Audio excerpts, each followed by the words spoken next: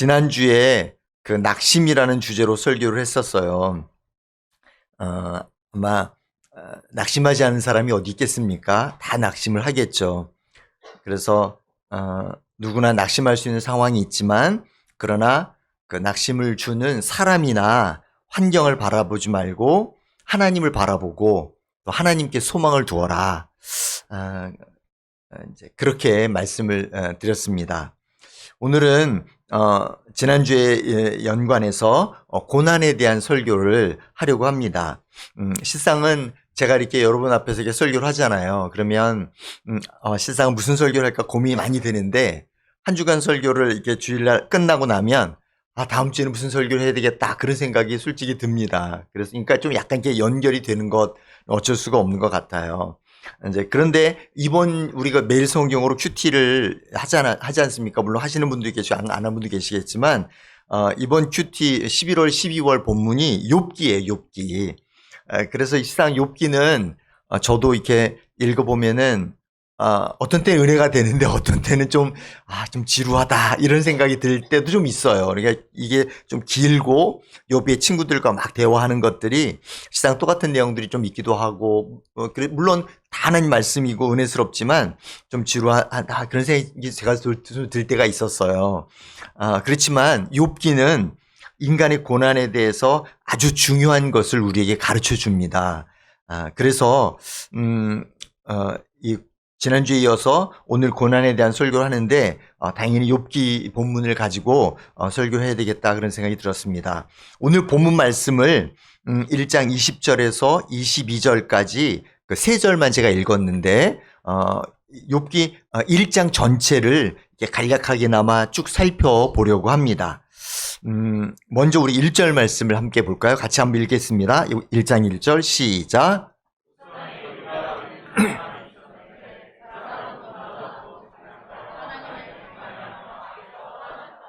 아멘. 네. 지금 제 소리가 잘 들리나요? 네네. 소리가 약간 웡웡거리는 것 같은 느낌이 들어요.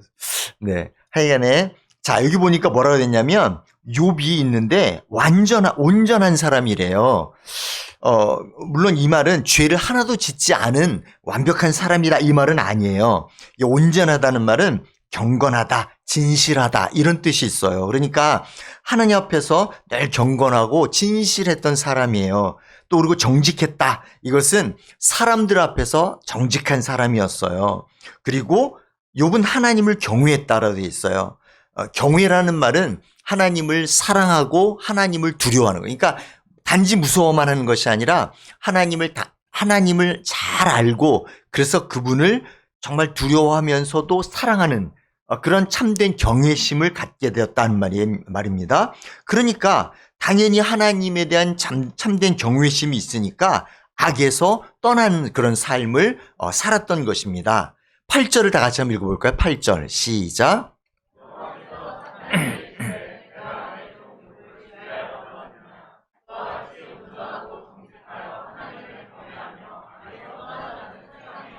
아멘. 여기 뭐냐면 하나님께서 욥을 인정하는 거예요.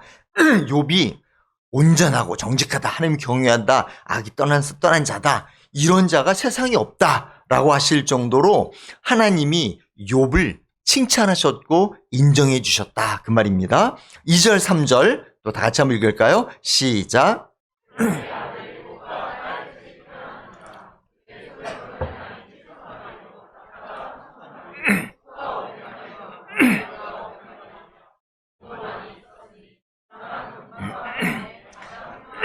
아멘. 욥은 보통 사람보다는 하여튼 믿음이 좀 좋았던 사람인 것은 틀림이 없어요. 하나님이 인정해 주셨어요. 악에서 떠난 자다, 이렇게 말씀하셨잖아요. 그래서 하나님이 그에게 자녀의 축복도 주셨고 재물의 축복도 주셨어요. 그래서 욥에 대해서 말하기를 뭐라고 했냐면, 동방 사람 중에 가장 훌륭한 자다, 이렇게 돼 있어요. 옛날 개역 성경에는 큰 자다, 이렇게 돼 있어요. 그러니까 사람들이 다 정말 대단한 사람이야, 그러니까 그가 가지고 있는 어떤 소유뿐만이 아니라 하나님을 향한 아주 순전한 믿음과 악에서 떠나고 도저히 흠잡을 데가 없을 정도로 정말 훌륭한 사람이다 라고 사람 앞에도 인정을 받았을 뿐만 아니라 하나님에게도 인정을 받았던 사람이란 말입니다. 자, 이어서 6절, 7절 말씀 함께 읽겠습니다. 시작.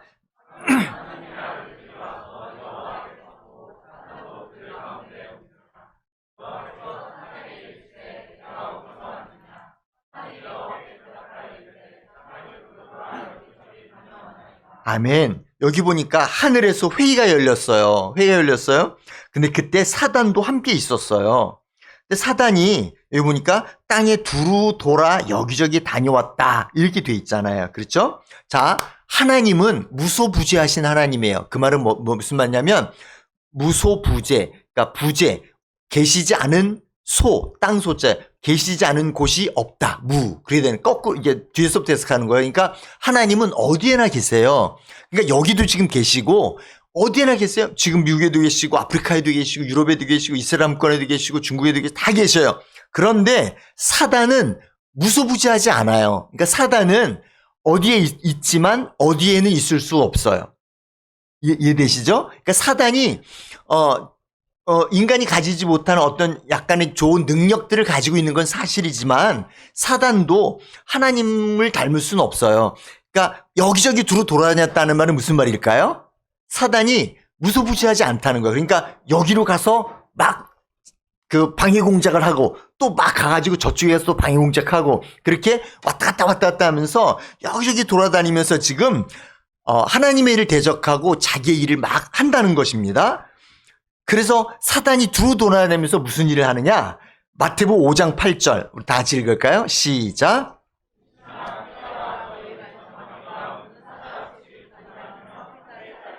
아멘. 여기 뭐라고 있냐면 사단이 두루 막 우는 사자같이 두루 다니면서 삼키실 자를 찾는 거예요.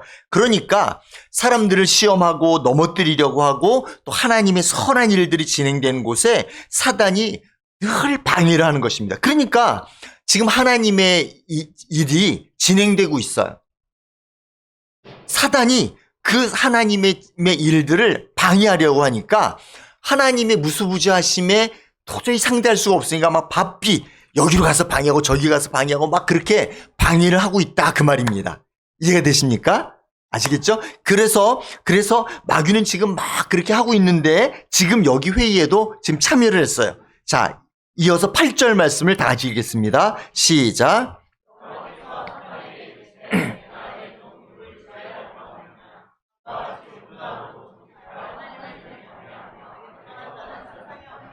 아멘. 하나님이 욥을 칭찬했어요. 그랬더니 사단이 바로 이어서 반박을 합니다. 자, 우리 1장 9절에서 11절 우리 이것은 형제 자매 다 같이 이렇게 교독할까요? 자, 형제님부터 9절 시작.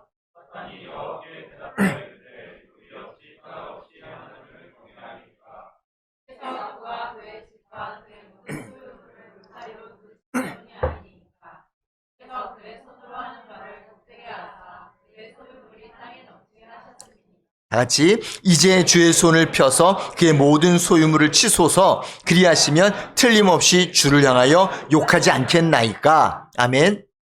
욥이 하나님을 경외하긴 하는데 하나님께서 축복을 많이 주시니까 하나님을 경외하는 거 아닙니까? 그러니까 만약에 재물을 빼앗아 가버리면 욥이 반드시 하나님을 욕할 것입니다. 이렇게 욥을 고소했어요.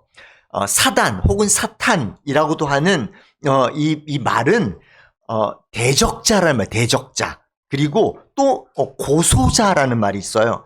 그러니까 사탄이 하는 일은 뭐냐? 하나님을 대적하는 거예요. 하나님의 일을 자꾸 대적합니다. 그리고 고소해요. 누구를 고소하냐면 하나님의 자녀들을 고소합니다. 그런 악한 영이에요. 사단이 어떻게 됐고 어떤 뭐 실제고 뭐 어떤 것에 대해서 성경은 자세하게 얘기하진 않아요. 그러나 사단은 실존하는 악한 영이고 하나님을 계속해서 대적하고 하나님 백성들을 계속해서 고소한단 말입니다. 요한복음 8장 44절 다 같이 읽겠어요? 시작. 너희는 너희 아비 마귀에게서 났으니 너희 아비 욕심을 너희도 행하고자 하느니라.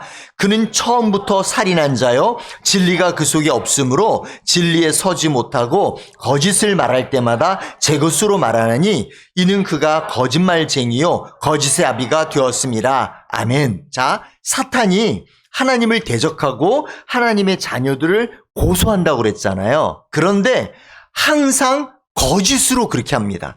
하나님을 대적할 때도 거짓으로 대적하고 하나님의 자녀들을 고소할 때도 거짓으로 고소를 해요.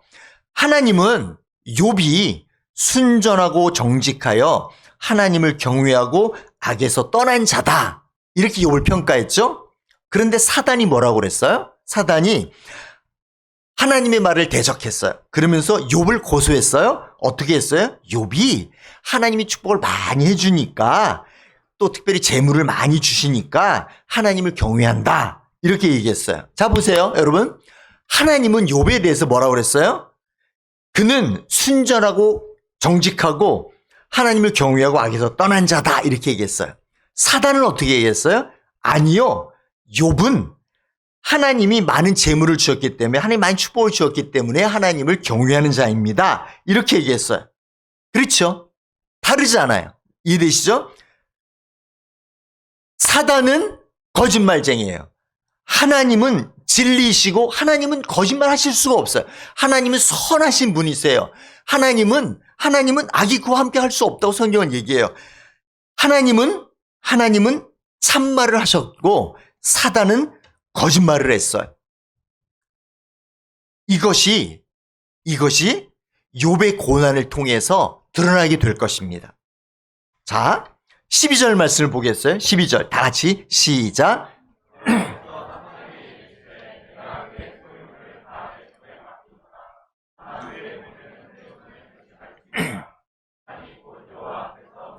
아멘. 자, 하나님께서 사단에게 욥을 시험할 수 있도록 허락을 해줘요.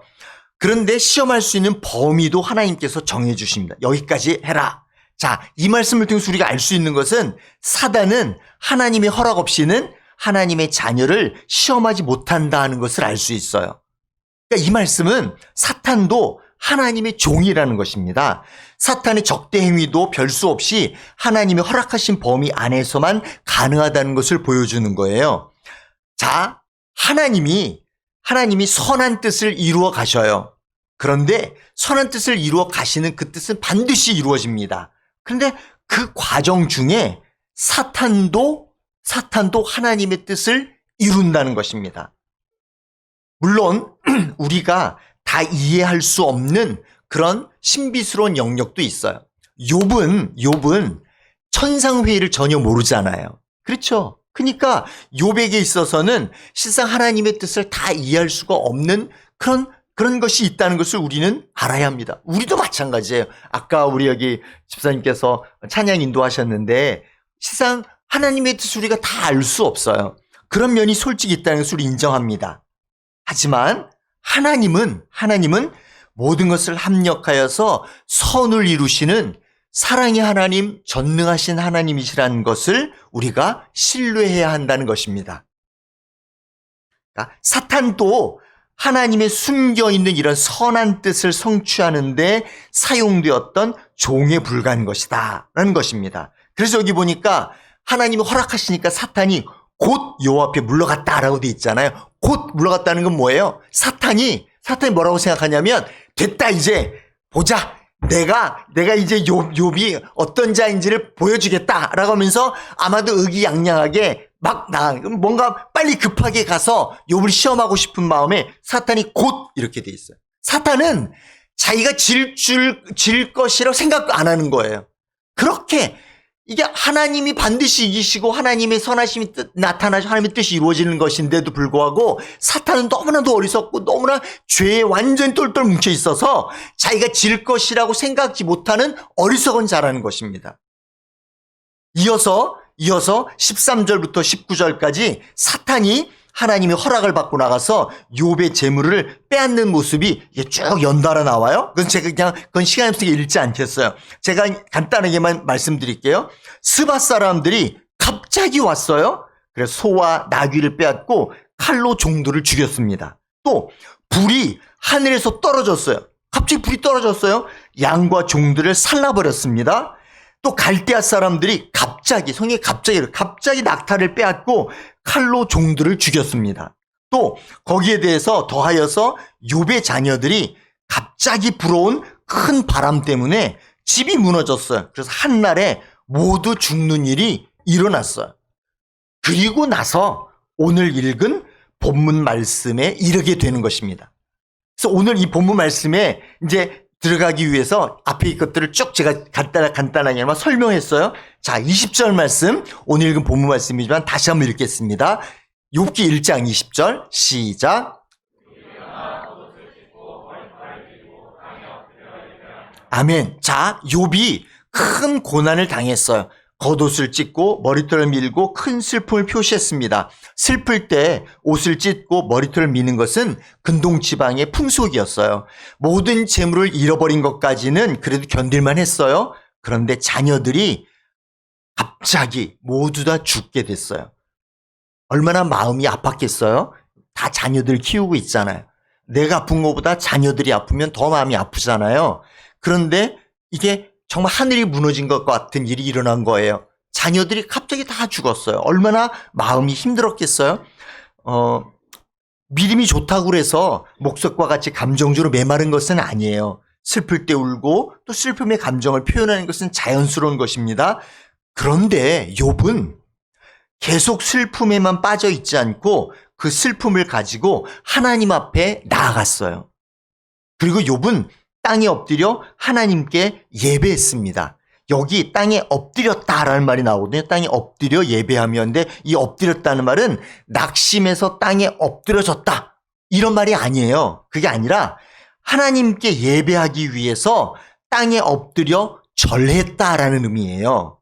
그러니까 욥은 지금 슬퍼했어요. 그러나 그 슬픔에 거기에 빠져 있지 않고 욥은 하나님을 향해서 우리가 지난주에 본 대로 하나님을 바라보고 그리고 하나님께 예배를 드리는 거예요. 그런데 그는 하나님 앞에 절하며 예배를 드렸다는 것입니다. 여기 예배라는 말은 경배를 드렸다는 말이에요. 영어를 보면 이것이 워십이에요. 워십. 우리가 흔히 말하는 워십입니다. praise and worship. 하나님을 예배하고 경배하는 것이에요. 우린 지금 교회당에 나와서 하나님 앞에 찬양하고 예배드리고 워십합니다. 그런데 욥은 지금 자신이 가지고 있는 모든 것들을 다 빼앗기고 심지어 한날에 자기의 자녀들이 다 죽게 된 그 상황 속에서 하나님 앞에 워십, 하나님을 예배했다는 것입니다. 대단한 믿음이죠. 대단한 믿음입니다. 그러면서 욥이 이런 고백을 합니다. 21절 다 같이 읽겠습니다. 시작.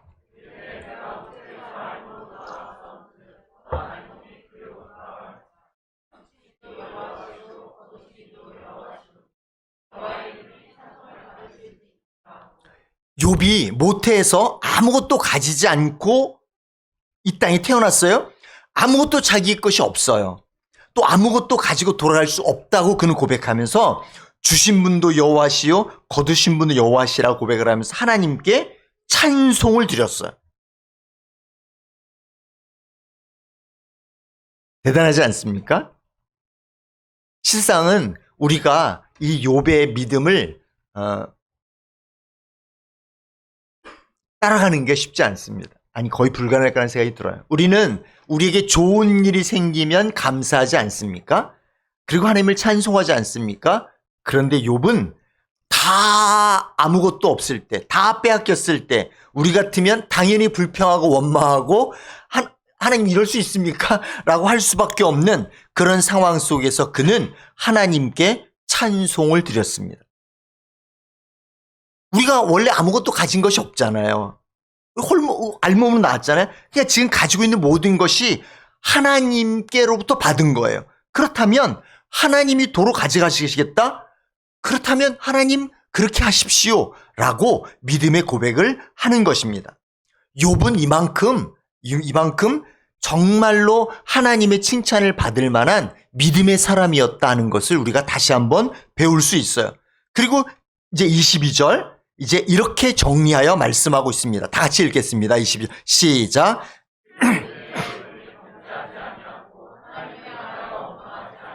네, 욥이 하나님을 향하여 어리석게 원망하는 죄악을 범하지 않았다라고 성경은 기록하고 있어요. 자, 여기까지 욥의 이야기를 간략하게나마 제가 설명을 드렸습니다. 이제 오늘 본문 말씀에 근거해서 이 고난에 대해서, 욥을 통해서 나타나는 하나님의 고난에 대해서, 우리가 당하는 고난에 대해서 한번 좀 더 깊게 우리가 말씀을 살펴보도록 하겠습니다. 욥기는 욥처럼 견디기 어려운 오랜 시련과 고난을 당하고 있는 경건한 자들을 위해서 기록된 말씀입니다. 자, 보통 사람들보다 훨씬 더 경건하고 의로운 사람, 그런데 하나님이 인정할 만한 믿음의 사람, 그 욥도 아주 심각한, 아주 견디기 힘든 고난을 받았습니다. 그렇죠? 우리에게 무엇을 아주 간단하지만 우리에게 무엇을 가르쳐 줄까요? 나보다 훨씬 온전하고 정직하고 나보다도 훨씬 하나님을 경외하며 악에서 떠난 욥이 이렇게 고난을 받을 수 있다면 나는 당연히 고난을 받을 수 있는 것이구나. 이렇게 생각을 해야 된다는 것입니다. 이해가 되십니까? 네.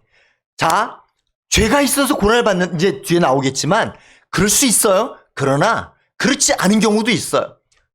욥처럼 이렇게 경건하고 온전한 사람도 고난을 받는다면 나 같은 사람이 고난받는 것, 이건 당연한 거야. 이렇게 우리는 고난에 대해서 우리의 마음을 열고 고난을 받아들여야 한다는 것입니다. 자, 고난의 이유에 대해서 지금 잠시 말씀드리면 첫 번째는 죄를 지어서 고난을 당할 수도 있어요. 요한복음 5장 14절 다 같이 읽겠습니다. 시작.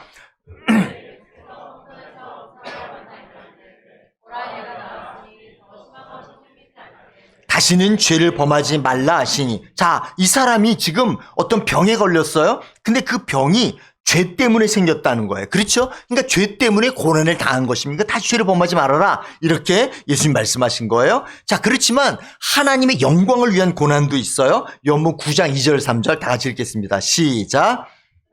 물어 이르되 라피여, 이 사람이 맹인으로 난 것이 누구의 죄로 인함이니까? 자기니까? 그의 부모니까? 예수께서 대답하시되 이 사람이나 그 부모의 죄로 인한 것이 아니라 그에게서 하나님이 하시는 일을 나타내고자 하심이라. 아멘. 소경이 됐어요.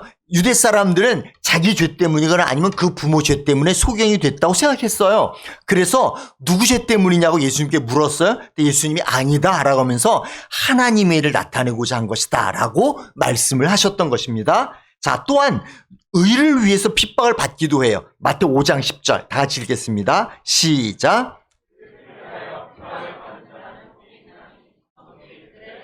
아멘. 여기 보니까 의를 위해 핍박을 받는다는 말이 있어요. 그러니까 어떤 고난의 경우에는 이렇게 의를 위해서, 하나님 나라를 위해서 이렇게 핍박을 받게 되는 거예요. 자, 여러분 저를 보세요. 자, 보세요. 자, 고난의 경우, 이제 시간이 없기 때문에 간략하게만 제가 했어요. 고난의 경우에 실상 죄를 지어서 그럴 수도 있고, 죄를 안 져서 그렇고, 하나님 영광을 위해서도 그렇고, 또 정말 하나님 나라를 위해서 정말 핍박을 받고 고난을 자취하는 길도 있단 말이에요. 그러니까 이 고난에 대해서 우리가 이게 왜 이런 일이 생겼지? 라고 하는 것들을 잘 모를 때가 있어요. 또 어떤 경우에는 고난이, 원인이 섞여 있을 수도 있을 거 아니에요. 자기가 죄 지은 것도 있고, 아니면 하나님의 영광을 위한 것도 있고, 뭐 의를 위해 핍박받는 것도 있고, 여러 가지 섞여 있을 수도 있어요. 우리가 다 알 수 없단 말입니다. 그래서 우리가 솔직히 인정해야 되는 것이 있어요. 그건 뭐냐? 고난에 대해서 쉽게 판단하면 안 된다는 것입니다.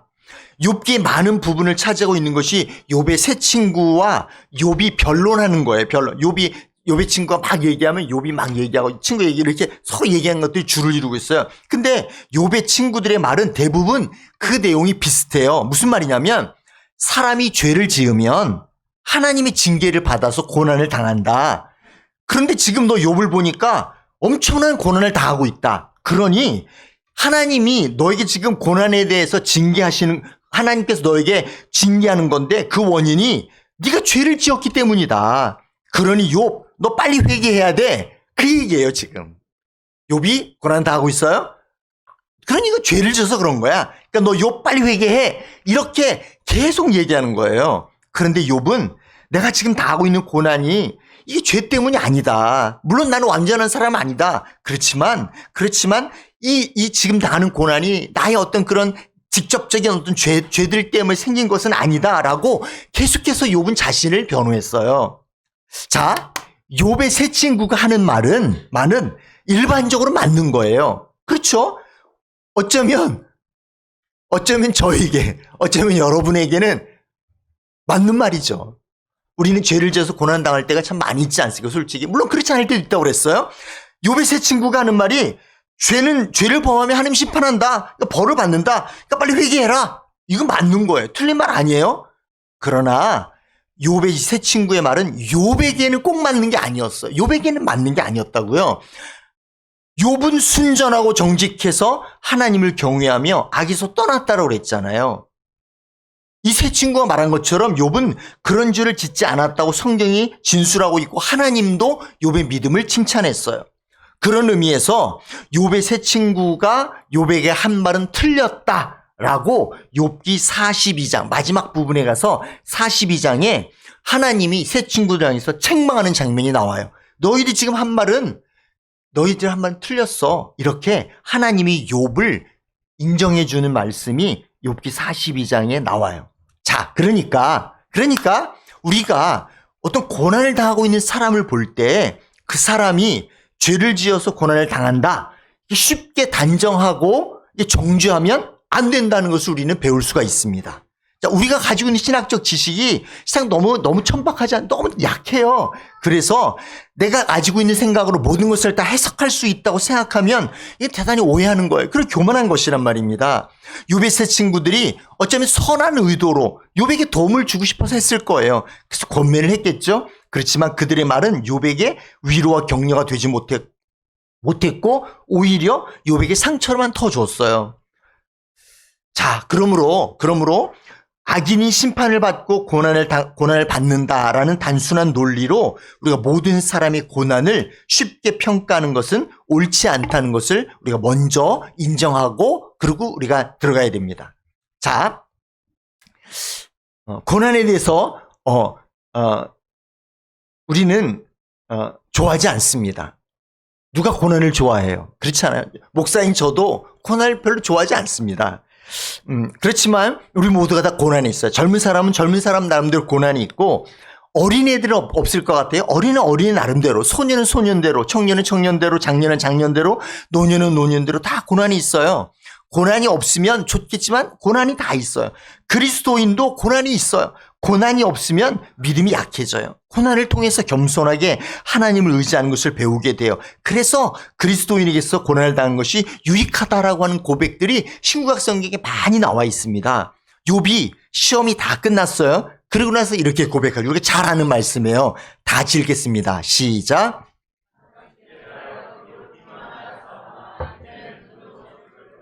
아멘. 자, 예전엔 귀로 듣기만 했어요. 그 말은 뭐예요?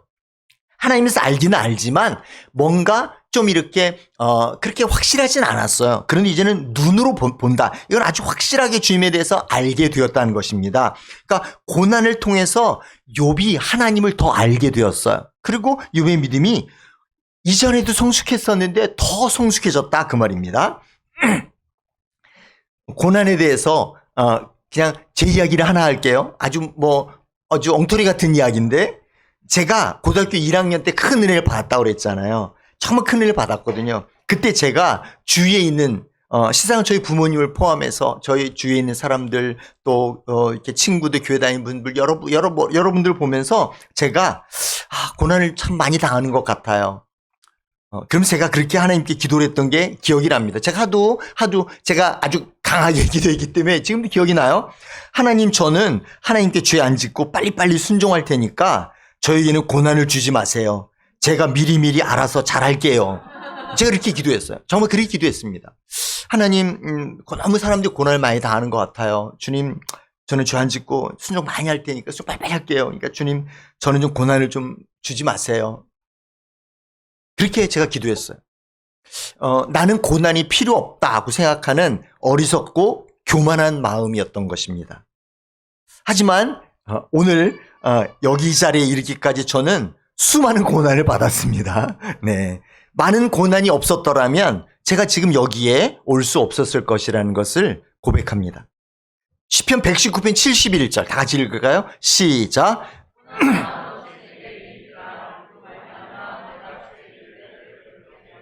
아멘. 자, 고난당한 것이 유익이에요. 왜 유익이에요? 그것을 통해서 하나님의 말씀을 배우게 되는 거예요. 하나님 말씀을 배운다? 하나님을 배우는 거예요.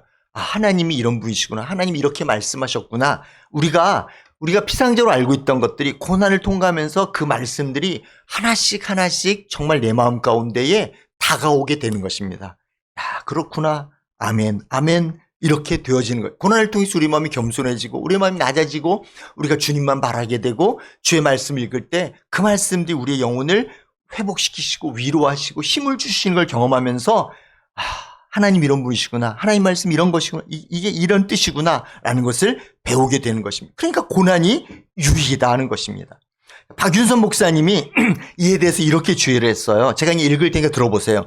하나님 우리가 온상에서 자라난 화초같이 되는 것을 원하지 않으시고 레바논의 백향목처럼 바람을 맞고 비를 맞아 든든한 제목이 되는 것을 원하신다. 그러므로 하나님은 당신의 뜻대로 우리에게 각양 풍파와 환난을 주신다. 이게 돼 있어요. 고난에서 자라는 화초같이 되는 걸 원하지 않으시고 레바논의 백향목처럼 바람 맞고 비를 맞은 든든한 제목이 되기를 원하신다. 제가 전에 잠시 말씀을 드렸지만 이 고난에 대해서 지선아 사랑이라는 책만큼 좋은 예화가 없어요. 제가 이 말씀을 준비하면서 이것은 또 얘기했다라는 생각이 들었습니다. 자, 지선아 사랑이라는 책이 있어요. 그 책이 어떻게 돼 있다고 그랬죠? 예쁘게 생긴 젊은 자매가 자동차 사고를 당했어요. 그런데 그 자동차 사고가 난 다음에 거기서 화재가 났어요. 그래서 전신에 화상을 입게 됐죠. 그거 죽는다고 그랬어요. 그런데 여러 차례 수술을 거치면서 겨우겨우 살아났어요. 하지만 얼굴과 전신에 아주 흉측한 흉터를 가지게 되었어요. 누가 그 자매에게 질문을 했어요. 무슨 질문했냐면 당신이 사고 나기 이전으로 돌아가고 싶냐? 이렇게 질문했어요. 당연히 사고 나기 이전에 그 예쁜 모습으로 돌아가고 싶다고 대답할 줄 알았어요. 근데 그 자매가 돌아가고 싶지 않습니다 라고 대답을 했어요. 그래 깜짝 놀라서 그 이유가 무엇입니까? 물어봤더니 이렇게 대답했어요. 사고를 통해서 그리고 사고 이후에 엄청난 고통과 치료의 시간을 통하여 하나님을 깊이 만나고 경험했기 때문에 사고 나기 이전에 미숙한 신앙인으로 돌아가고 싶지 않다. 그렇게 고백했어요. 그런 고난이 없었더라면 자기가 지금 이렇게 하나님을 깊이 만나고 경험할 수 없었기 때문에 사고 이전에 그런 미숙한 신앙인으로 돌아가고 싶지 않다. 그렇게 고백을 했던 것입니다. 고난당한 것이 내게 유익이다 라고 고백한 시편 기자의 말과 똑같은 동일한 맥락의 고백을 할 수 있었던 것입니다.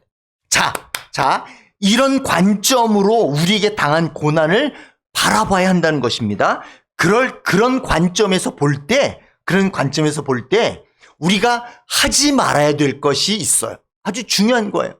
꼭 하면 안 되는 게 있어요. 그게 뭘까요? 그게 원망입니다. 원망. 자, 우리가 고난을 당하면 원망을 하기가 쉬워요. 자, 이런 거죠. 제가 써봤어요. 제가 무슨 잘못을 했다고 이런 심한 고난을 주시는 겁니까?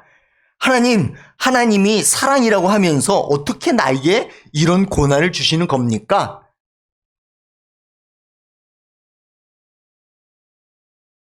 그럴듯하죠. 제가 이런 원망들을 좀 했거든요. 제가 중국에서 21년 살면서 우리 좋은 일만 있었겠어요. 힘든 일도 있고 어려운 일도 있었겠죠. 그러면 순간순간 원망이 든 저 자신을 발견하는 것입니다. 물론 그런 원망 가운데 오래 있지 않고 다시 돌이키고 회개하고 주님을 바라고 했지만 하나님 이런 원망은 생기는 거예요. 하나님 제가 무슨 잘못을 했다고 이런 고난을 주시는 겁니까? 하나님 사랑이라고 하면서 하나님 저를 사랑하는 거예요? 하나님 나에게 어떻게 이런 고난을 주시는 거예요? 이렇게 우리가 또 원망을 하는 거예요. 그런데 욥기 오늘 읽은 본문 말씀 다시 한번 읽겠어요. 22절 1장 22절 다 같이 시작.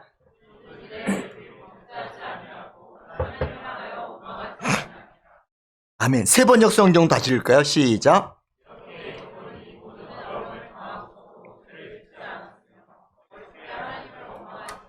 네, 여기 보니까 세 번역 성경에 어리석게라는 게 들어가 있잖아요. 근데 진짜 원본에 어리석게라는 말이 들어있어요. 근데 개역개정이 이걸 뺐더라고요. 그러니까 하나님을 향해 원망하는 것은 어리석은 거예요. 어리석은 거. 그리고 하나님께 원망하는 것은 죄가 된다. 이렇게 돼 있어요. 그렇죠. 여기 범죄하지 않았다라고 돼 있잖아요. 그러니까 죄를 짓지 않, 그러니까 하나님께 원망한다. 이게 어리석은 거고요. 또 하나님께 원망한다. 이게 죄를 짓는다는 것입니다. 자, 어떤 사람이 그렇게 얘기할지 몰라요. 나는 하나님께 원망하지는 않아. 그렇지만 사람에게 원망을 우리 잘합니다. 자, 그러나 여러분 잘 보세요. 사람을 원망한다는 것은 그 사람 너머에서 섭리하시는 하나님의 어떤 섭리에 대해서 원망하는 것과 같아요. 그래서 하나님께 원망하는 것과 사람에게 원망하는 것은 실상 그게 같은 것입니다. 같은 종류예요.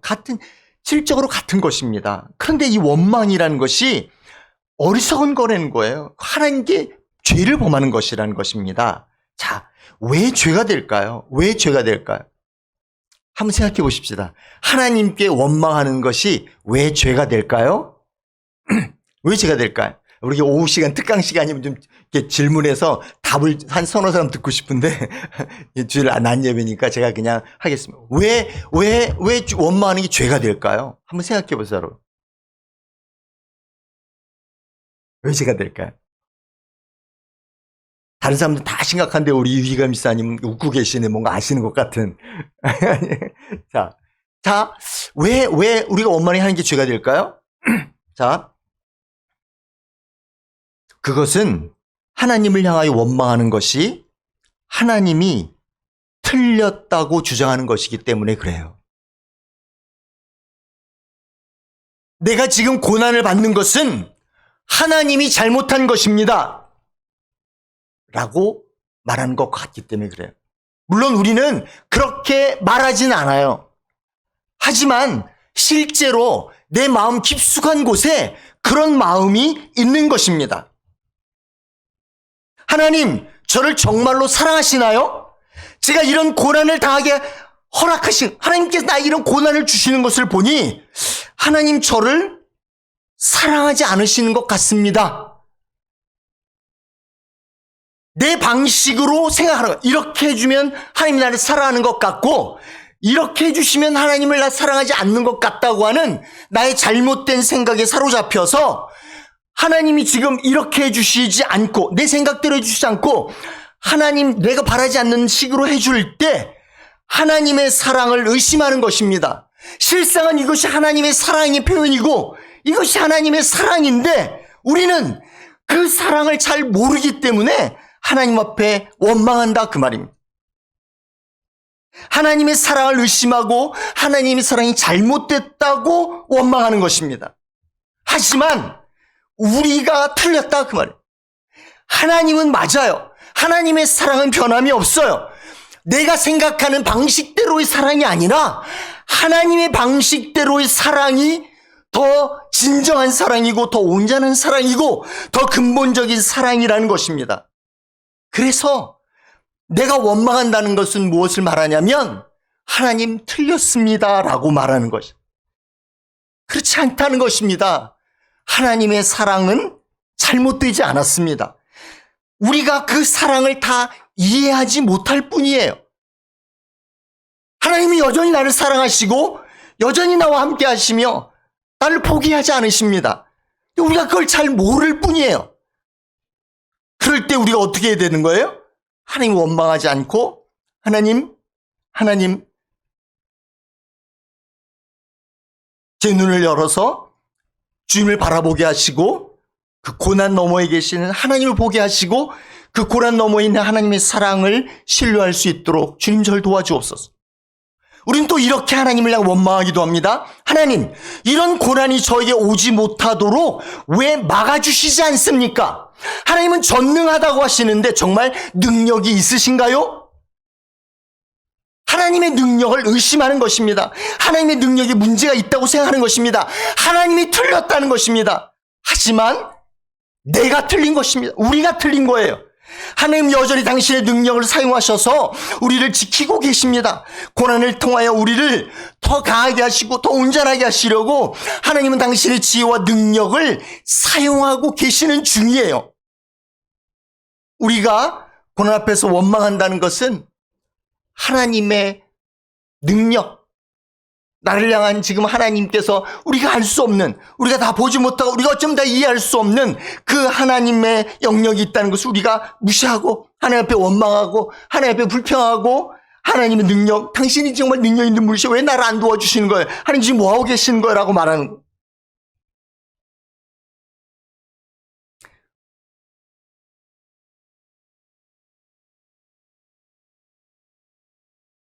그러므로 원망은 어리석은 것이고 하나님 앞에 죄가 되는 것입니다. 왜냐하면 하나님의 사랑과 하나님의 능력은, 하나님의 선하심은 지금도 우리 각자 한 사람 한 사람을 향해서 진행되고 있고 하나님 전 세계의 역사를 주관하고 섭리하고 계십니다. 그 가운데에 우리가 다 이해할 수 없는 부분이 있다는 것을 인정하고 하나님 당신의 선하심과 당신의 사랑과 당신의 능력을 신뢰합니다. 그래서 하나님 앞에 원망하는 것이 어리석은 거예요. 뭘 몰라서 하는 거예요. 그리고 이건 죄가 되는 거예요. 지금 하나님께서 일하고 계시는데 하나님 지금 뭐하고 계십니까? 라고 하나님을 향해서 손가락질하는 거예요. 어떻게 우리가 하나님 앞에 그럴 수가 있어요? 그러면 안 되는 거잖아요. 그래서 원망이 하나님 앞에 죄가 되는 것입니다. 고린도서 10장 13절 다 같이 읽겠습니다. 시작.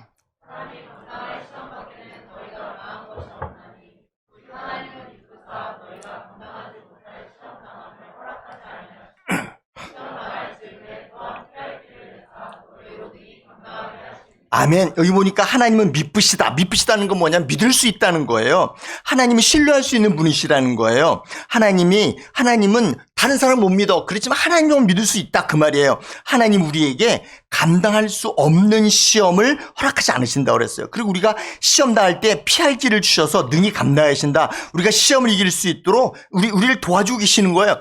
우리가 지금 시험 당하고 있어요. 어려움 당하고 있어요. 근데 하나님께서 그것을 통해서 우리를 더 연단하시고 더 해서 정말 우리로 하여금 더 하나님을 더 알게 하시고 하나님도 우리의 믿음 성숙하게 하시고 그러면서도 하나님이 우리에게 얘는 이건 안 되겠어. 이 정도가 좋겠어. 라면서 우리에게 가장 적합한 시험을 주시고 그래서 시험 당할 때 또 하나님께서 우리에게 피할 길을 주셔서 내가 얘를 도와줘야 되겠다. 그걸 감당해줘야 되겠다. 이기게 해줘야 되겠다.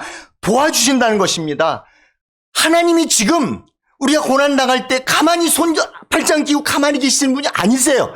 하나님은 지금 우리를 도우시고 우리와 함께 하시고 우리에게 가장 좋은 길로 인도하시라고 당신의 지혜와 당신의 능력과 당신의 사랑을 동원하셔서 지금 우리를 돕고 계시다. 이것을 신뢰하라는 것입니다. 하나님께서 허락하지 않으면 참새 한 마리 땅에 떨어지지 않는다고 그랬어요. 참새 한 마리 같은 정말 그게 보잘것없는 것도 하나님 허투루 여기지 않으시고 그렇게 하신다면 하나님께서 당신의 지혜와 능력을 사용하셔서 우리 머리털까지 세시고 우리를 다 아시고 우리를 지키시고 우리를 인도하고 계신다라고 하나님 말씀하시는 것입니다. 우리가 당하는 고난, 그 의미, 그 이유를 우리가 다 이해할 수 없을 때가 있어요. 그러나 하나님은 고난의 원인과 이유를 정확히 알고 계십니다. 욥기 마지막 부분에 가면 하나님이 욥에게 많은 질문을 하는 장면이 나와요. 한 3장 어쩌서 쫙 질문해요. 야, 욥 너 이거 알아? 욥 너 이거 알아? 욥 너 이거 알아? 이러면서 하나님이 계속해서 질문을 해요. 그 질문의 내용이 뭐냐면 만물을 창조하신 하나님의 어떤 지혜로운 일들을 쭉 열거하시면서 이런 거, 욥 너 이해할 수 있어? 라고 하나님이 계속 질문하세요. 하나님이 그 전에 친구들과 욥과 뭐 대화한 거 뭐 설명해 주지 않으세요. 그런 거 없이 갑자기 쫙 질문하세요. 친구들을 향해서 그리고 하나님을 향해서 할 말이 많았어요, 욥이요. 그런데 하나님의 질문에 대해서 욥이 아무 대답도 하지 못하고 그는 이렇게 말할 수밖에 없었어요. 욥기 40장 4절 다 같이 읽겠습니다. 시작.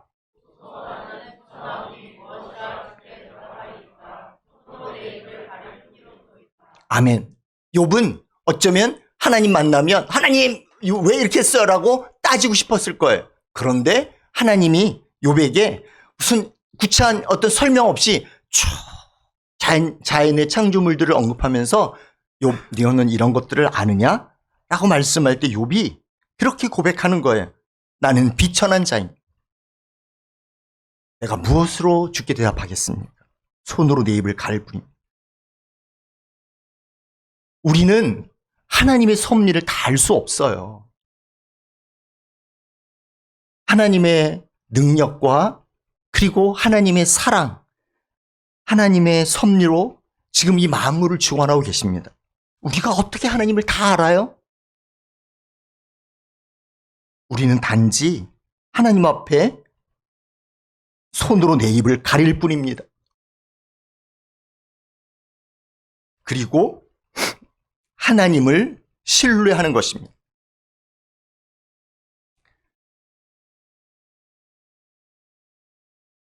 간단하게 정리해서 말씀드리면 원망하는 내가 어리석고 틀렸습니다. 하나님이 맞습니다. 내가 틀렸고 하나님이 옳습니다. 이게 진리 아닙니까? 이게 진리 아닙니까, 여러분? 세상 사람들은 자기가 맞다고 하면서 하나님의 성경의 말씀을 거부합니다. 그리스도인은 무엇입니까? 내가 틀렸고 하나님 맞습니다. 이걸 붙드는 거 아닙니까?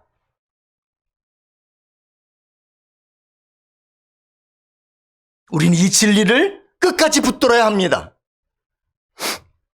21절 말씀을 다시 읽겠습니다. 21절 말씀 다 같이 시작.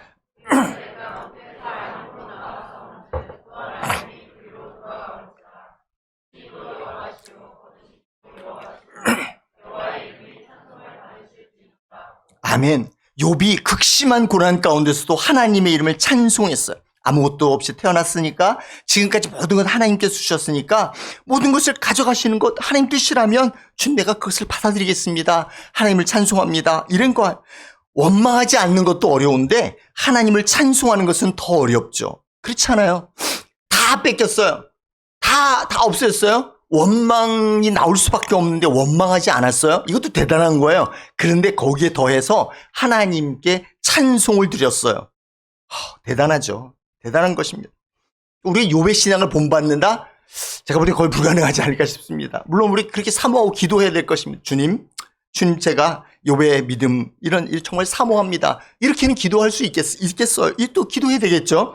욥은 정말 믿음이 대단한 사람, 하나님이 인정할 만한 믿음, 칭찬할 만한 믿음이란 말입니다. 자, 욥이 왜 이런 극심한 고난 가운데 다 없어진 상황에서도 하나님을 찬송할 수 있었을까요? 어떻게 찬송할 수 있었을까요? 바로 이거예요. 제가 지금 말씀드린 거예요. 하나님은 옳다. 하나님은 선하시다. 하나님의 사랑은 지금도 변함이 없다. 그것을 신뢰하는 것입니다. 내 눈에 보이는 재물로 하나님의 사랑을 신뢰하는 것이 아니라, 나에게 주신 자녀들로 말미암아 하나님의 선하심을 신뢰하는 것이 아니라, 하나님 그분 자신에 대해서 신뢰하는 거예요. 하나님 당신은 선하십니다. 하나님 당신이 하는 모든 일은 옳습니다. 하나님 당신이 하는 모든 일은 사랑과 당신의 능력의 나타나심입니다. 그래서 하나님 당신을 찬송합니다. 욥은 하나님이 주신 그 어떤 것, 하나님이 주신 선물, 이런 것들 때문에 하나님 앞에 감사하고 찬양하는 것이 아니라 하나님 그분 자신에 대해서 감사하고 찬양할 수 있었던 그런 믿음의 사람이었던 것입니다. 만약에 하나님께로부터 온 어떤 재물이나 명예나 건강이나 자식들 때문에 감사했다면 그것들이 없어졌을 때 하나님께 원망했을 거예요. 그러나 하나님을 신뢰하며 하나님 자신으로 감사하는 믿음이 있었기 때문에 모든 것이 없어져도 하나님께 찬송을 드릴 수 있었던 것입니다. 욥의 믿음은 대단한 거예요. 어쩌면 두 가지 해석이 가능해요. 욥이 원래부터 이런 믿음이 있었을 수도 있고, 지금 현재 고난을 당하고 있잖아요. 그 고난을 통해서 그가 점점 하나님만 바라보면서 그 욥의 믿음이 점점 더 견고해져 갔을 수도 있을 것입니다. 시편 23편 1절 다 같이 읽겠습니다. 시작. 아멘. 제가 이 말씀 너무 좋아해서 이 말씀 자주 말씀드리고 이 성구가 있는 것을 제가 우리 신방 가면 제가 선물로 드리고 있어요. 근데 신방 간 집에서 잠깐 설명했지만 이것은 그런 거예요. 우리가 어쩌면 늘 부족함을 느끼고 살지 않습니까? 아, 난 뭐가 부족해, 난 뭐가 부족해, 뭐가 부족해. 이렇게 부족함인 걸 느끼며 살아간단 말이에요. 근데 이 시편 기자는 하나님이 목자가 되셔서 부족함이 없다 이렇게 노래하는 거예요. 그가 어떻게 부족함이 없다고 느끼고 그렇게 노래할 수 있었을까요? 그는 하나님 한 분으로 만족했기 때문에 부족함을 느끼지 않았다 그 말입니다. 하나님은 변함없이 나를 사랑하신다는 것을 신뢰하기 때문에 하나님의 사랑은 변함없고 끝까지 나를 포기하지 않는다는 것을 신뢰했기 때문에 외부의 환경에 유동하지 않고 그는 늘 평안을 느끼며 하나님 앞에서 부족함을 느끼지 않았던 것입니다. 이 시편 23편의 기자가 고백했던 이 고백이 바로 욥의 고백이에요. 똑같은 거예요. 욥은 하나님의 사랑을 끝까지 신뢰하며 하나님 한 분으로 만족하는 신앙이 있었던 것입니다. 사단은 우리에게 하나님을 원망하라고 충동질을 합니다. 또한 사단은 욥의 모든 소유물을 빼앗으면 욥이 반드시 하나님을 욕할 것이라고 욥을 고소했습니다. 하지만 욥은 하나님을 욕하지 않고 오히려 극심한 고난 가운데서 하나님을 찬송했습니다. 어떻게 됐습니까? 사단은 틀렸고 사단은 거짓말장애인 것이 드러났습니다. 욥을 통해서 하나님이 옳고 사단이 틀렸다는 것이 나타났다 그 말입니다. 욥이 가지고 있는 믿음은 환경에 휘둘리는 믿음이 아니라 오직 하나님께 뿌리를 둔 견고한 믿음이라는 것을 드러냄으로써 사단의 거짓말과 사단의 헛된 계획을 무너뜨렸습니다. 그리고 하나님의 영광이 나타났고 하나님은 하나님으로서 자신의 말씀이 참말이신 것이 나타났다 그 말입니다. 할렐루야. 너무너무 중요한 것입니다.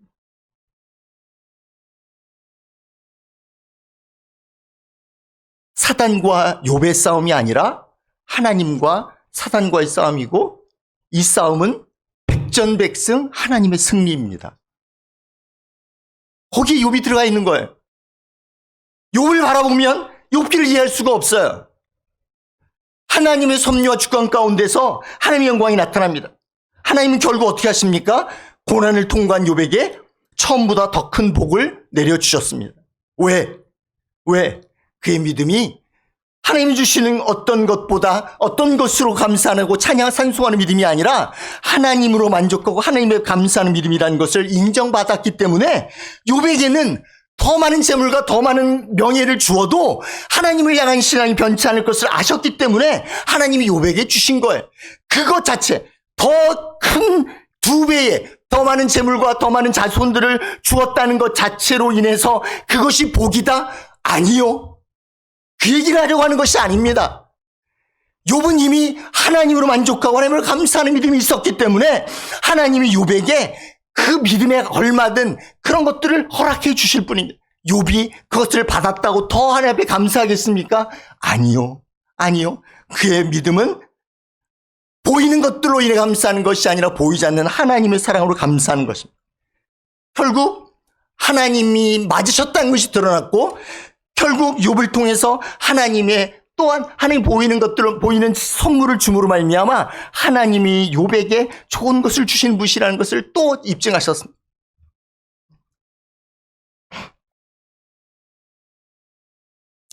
이 욥기서를 보면서 참 힘들다. 어떻게 이렇게 할 수 있지?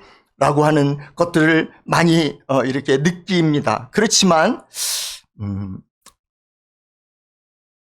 우리는 욥처럼 경건하지도 못하고 또 욥처럼 그렇게 의로운 사람도 아니고 또 욥처럼 하나님을 경외하는 그런 사람도 아니에요. 악에서 떠났다. 하나님께 인정을 받을 만하지도 못합니다. 그렇지만 제가 묵상하면서 그런 생각이 들었어요. 내가 믿는 하나님과 욥이 믿는 하나님은 동일한 분 아닌가? 내가 가지고 있는 믿음과 욥의 믿음은 본질적으로 같은 것이 아닌가? 그렇지 않습니까?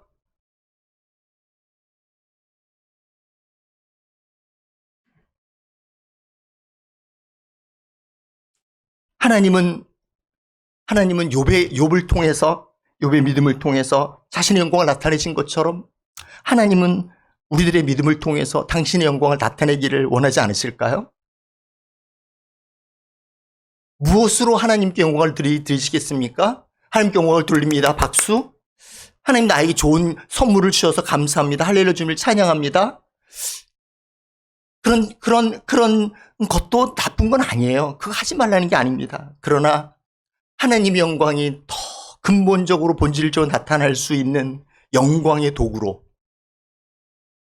우리를 사용하기 원하시지 않으실까요?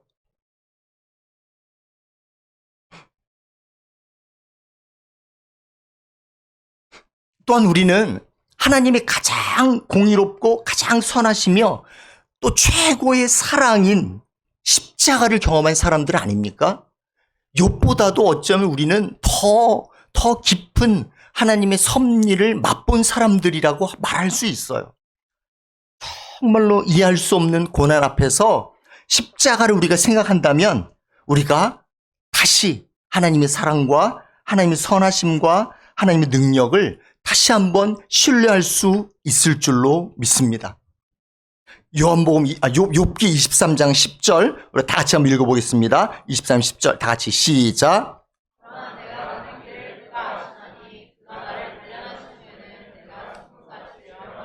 아멘. 42장 5절 같이 읽겠습니다. 시작.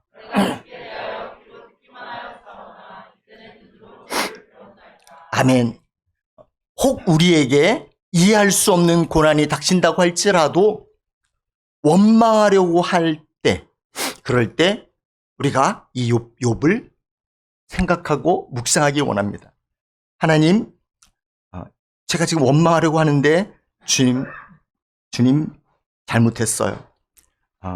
주님, 제가 틀렸어요. 하나님은 옳습니다. 하나님, 제가 틀렸어요. 하나님이 옳습니다.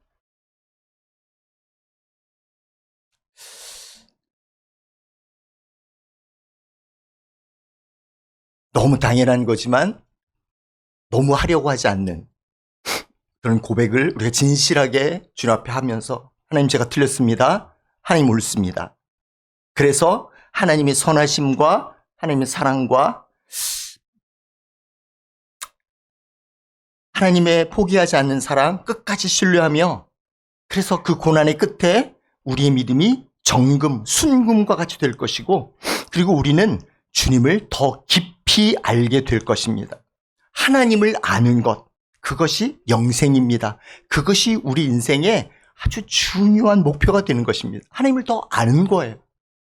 그래서 하나님께 영광을 돌리게 되죠. 그렇게 되어지는 것이 고난을 통해서 된다는 것입니다.